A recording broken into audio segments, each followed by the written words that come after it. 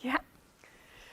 So, Gideon was called, he was chosen by God to deliver Israel from the hands of the Midianites, who had him locked down. That's a familiar word, isn't it? Locked down.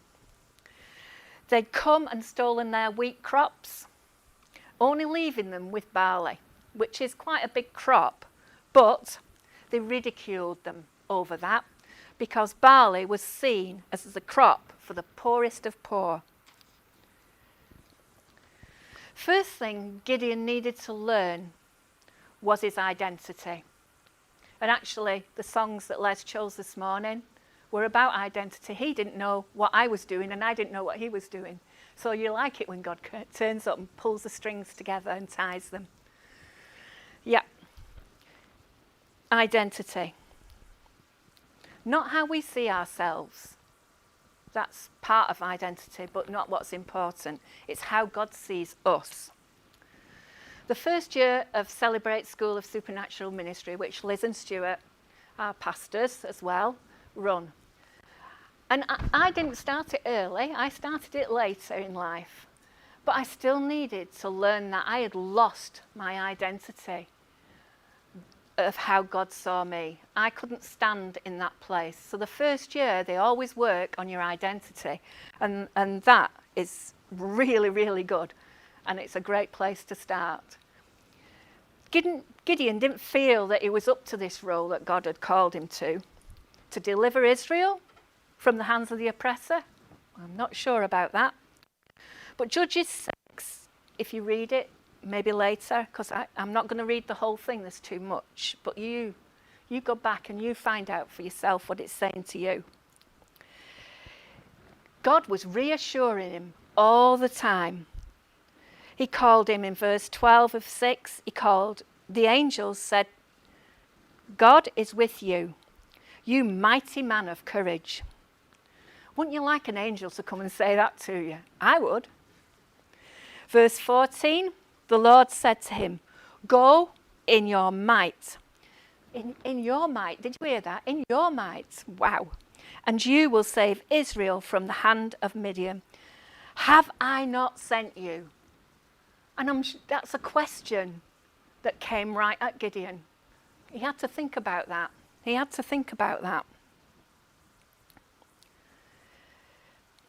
He said, the Lord said to him,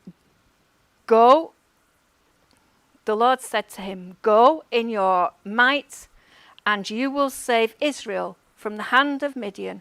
Have I not said you? And sorry, I'm getting tongue-tied. Again, verse 16 says, surely I will be with you, and you will smite the Midianites as one man. One man. He was hearing, but not letting that truth sink from his hearing into his heart. And it was not becoming his identity. What is God saying to you about your identity in him? Are you believing what you see or hear, and is it sinking into your heart? And when it sinks into heart, are you walking it out? Are you walking out your identity in life? You see, Gideon still needed reassurance.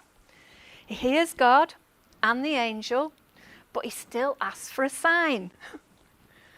And God is so patient, isn't he? He's patient with me, I know, and he's patient with him. His request is granted.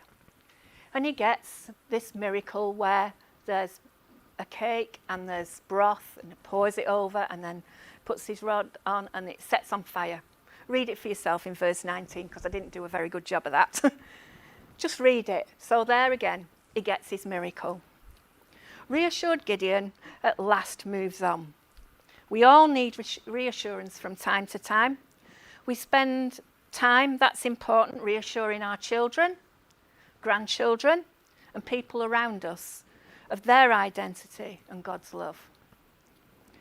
Now it's time for him to face his first challenge that God asks him to do. God tells him to tear down his family altar, to the god Baal and cut down and burn the symbol of the goddess Ashir. Build an altar to God in its place. Now that wasn't an easy start in place, was it? It was a serious. He's got to clean up his own backyard. He's got to get rid of it out of his family. False gods, no way. They have to go. Baal was known as well for child sacrifice, and that makes me physically sick. And there's a picture I saw on the internet of him with horns, looking like an animal, whole body of a man holding a child. And that is sickening, isn't it?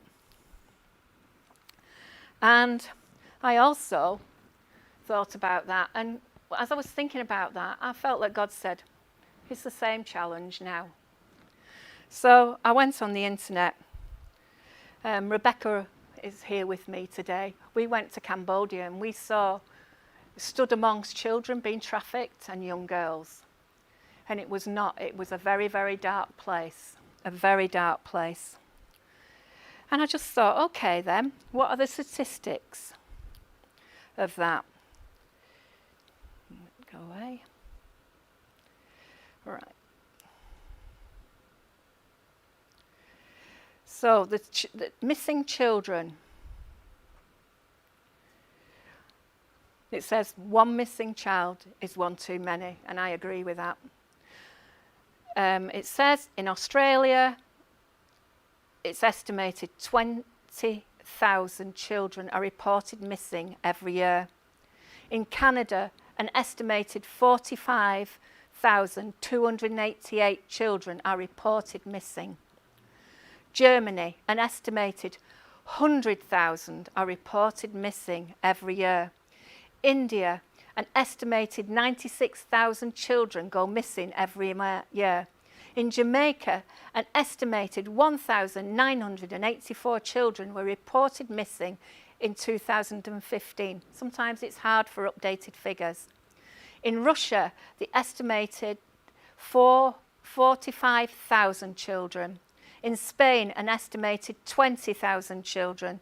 United Kingdom, an estimated 112,853 children go missing every year.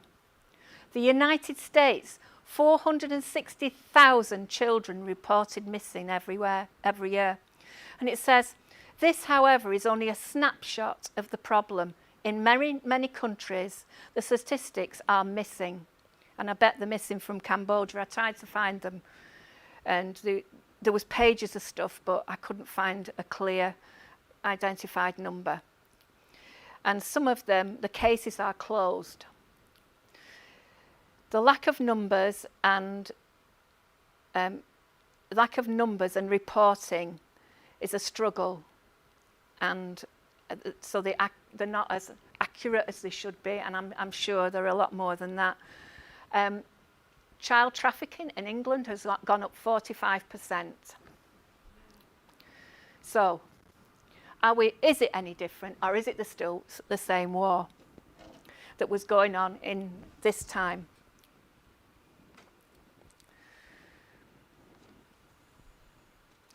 On this year of our roller coaster ride, we will need to stop and examine ourselves.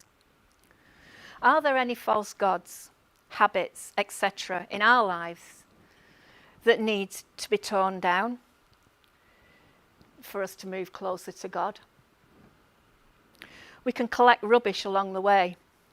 Liz does so-sos, and we regularly clear out people's rubbish. And there's been some pretty tough rubbish that needs clearing out. And it's good that people are realising that they need change and they need to clear stuff out. Tearing down false gods is so very important. If we look at Exodus 20, we can find the first commandment out of 10. It says, "You shall have no other gods before me." The second commandment, "You shall not make idols."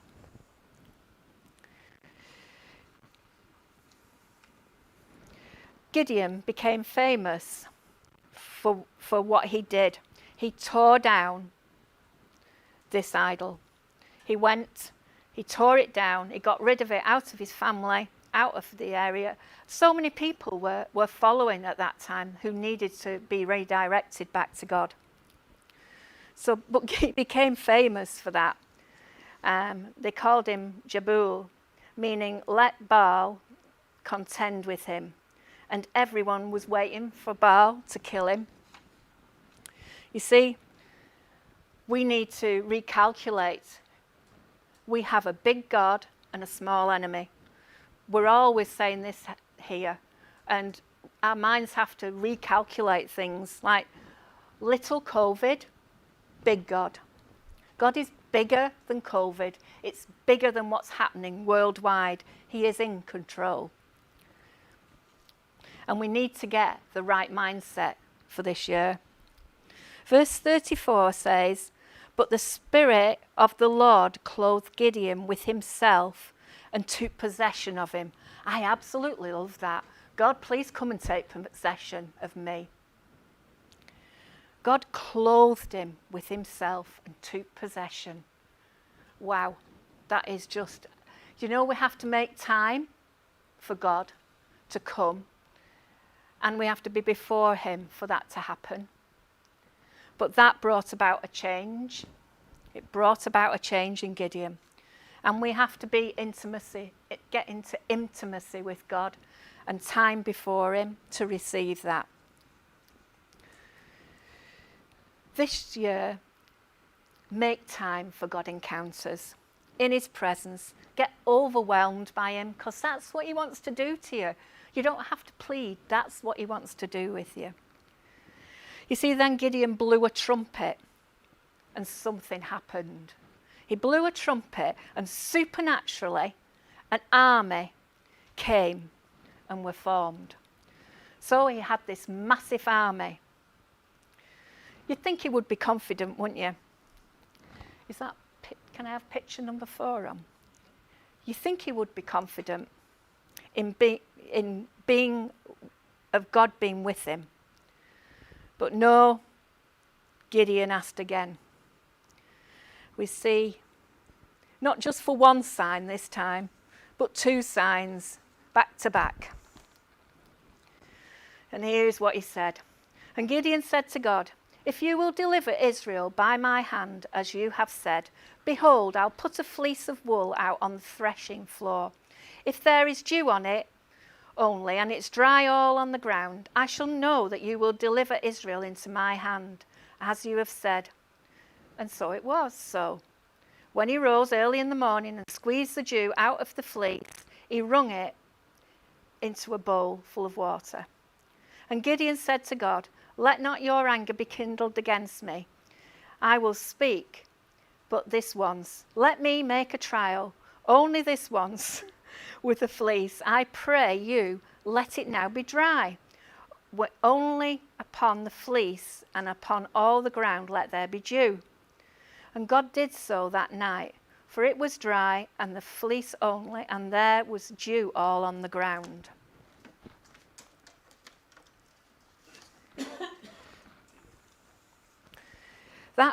That bit really spoke to me as I read it, because it speaks to me of a loving Father God. His heart for Gideon. He was patient. I think if I was him, I'd have got a bit annoyed by now that Gideon still needed proof that he was going to be with him. But the loving Father, I just think that's so loving. Gave him 2 more so he could evaluate that God was with him. He just reassured him yet again. Young Christians usually ask for a sign, and they're unsure when they hear from God. But as we mature and know God's leading, and we begin to operate in faith, so we have seeds of faith from the past where we've known God's turned up, just like Gideon did, and we sow it into our present time. We remember what he's done. When the Israelites were in the desert, they put stones very regularly as markers for what God had done. And we have that in our lives.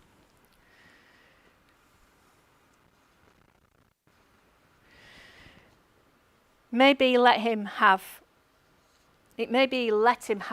a sign, because what was he going to do next? In chapter 7, verse 2, God tells him to send all the fearful and trembling home. 22,000 men went home, leaving 10,000.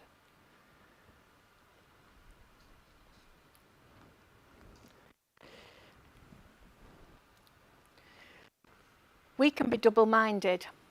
We can feel fear, but we can do things afraid. I love this. When fear knocks on your door, rat-a-tat-tat, let faith answer. Then again, God reduced his army.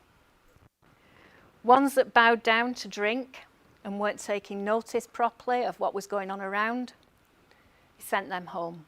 So 300 left. The others that stood and drank from their hand stayed. Now we see Gideon sent down by God to the camp of the Midianites. God knows he will be fearful, so tells him to take a friend. We all like to have a friend by our sides at times like that, don't we? We so need our friends at the moment to get through this year. My friend Jenny has left, but I can have a phone call with her and be on for an hour and a half. My ear is hurting by the time I'm finished. I've got a friend in Spain. I often am on a phone call for an hour with her because I love my friends and I want to keep them close to me. You see, again, God had already set up ahead of time what he was going to show Gideon. And if we read in 7 verse 11,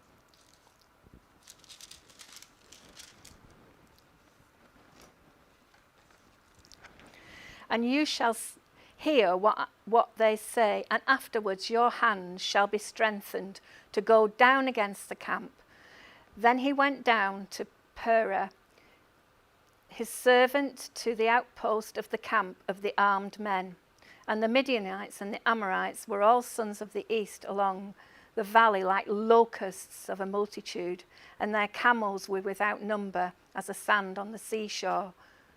When Gideon arrived, and behold, a man was telling a dream to his comrade, and he said, Behold, I dreamt a dream, and behold, a cake of barley bread tumbled into the camp of the Midianites, and came to the tent and struck it, so that it fell, and turned it upside down, so that the tent lay flat. And his comrade replied, This is nothing else but the sword of Gideon, son of Joash, and son of Israel. Into his hand God has given the Midianites and all his hosts.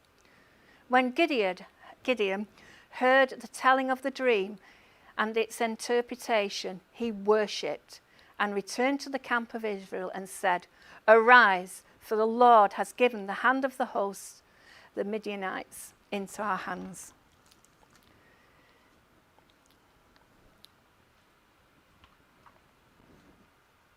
So why did they know what it meant? This was the enemy. How did they know what it meant?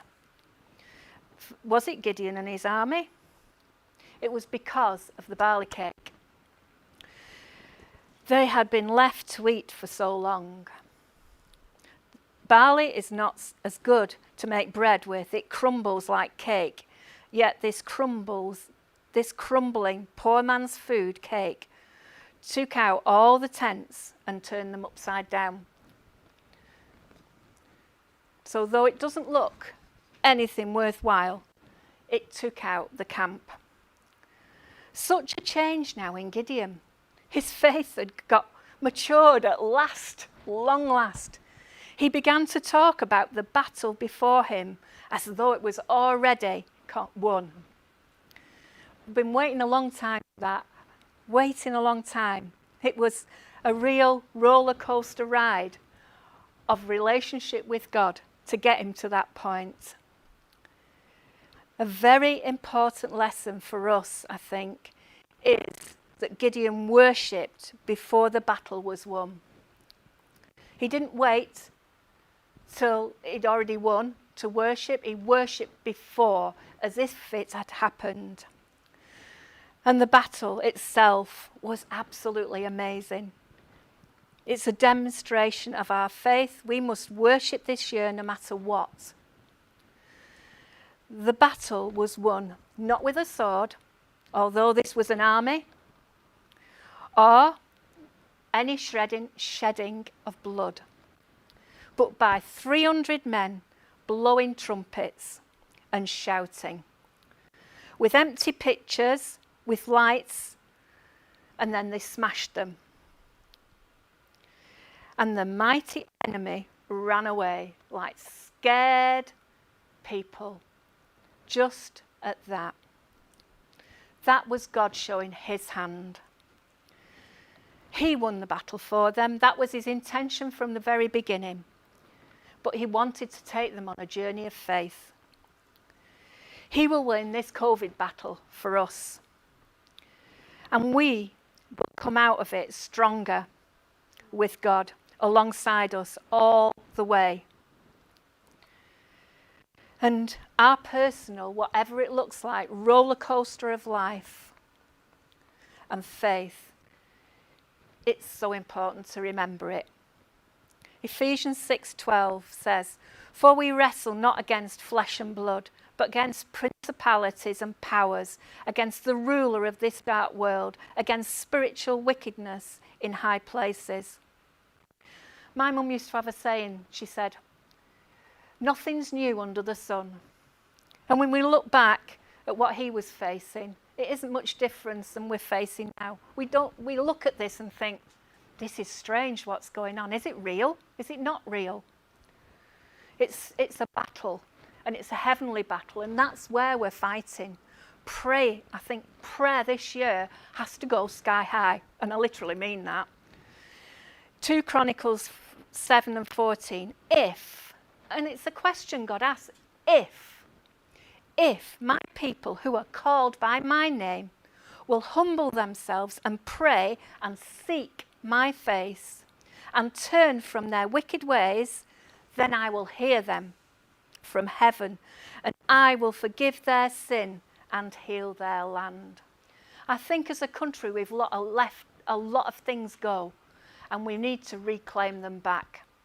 We need to tear down some idols and we need to stand in prayer because it's powerful and God hears us and he answers us because we are on the winning side. There is nothing else to be done. God has it all in hand. We just have to find our place. What is our journey of faith? I love this picture. It's linked to a song.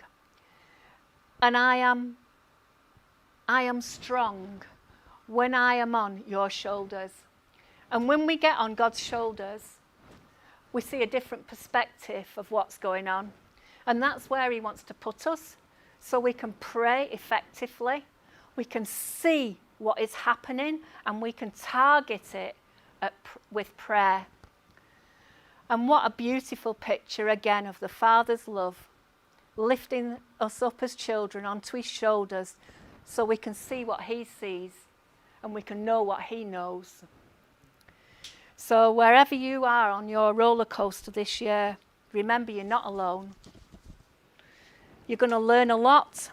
Some of it might be difficult, some of it will be very good. But I hope and pray that we all come out of it different and the church in the UK wakes up and we become the voice again that we've lost. Thank you.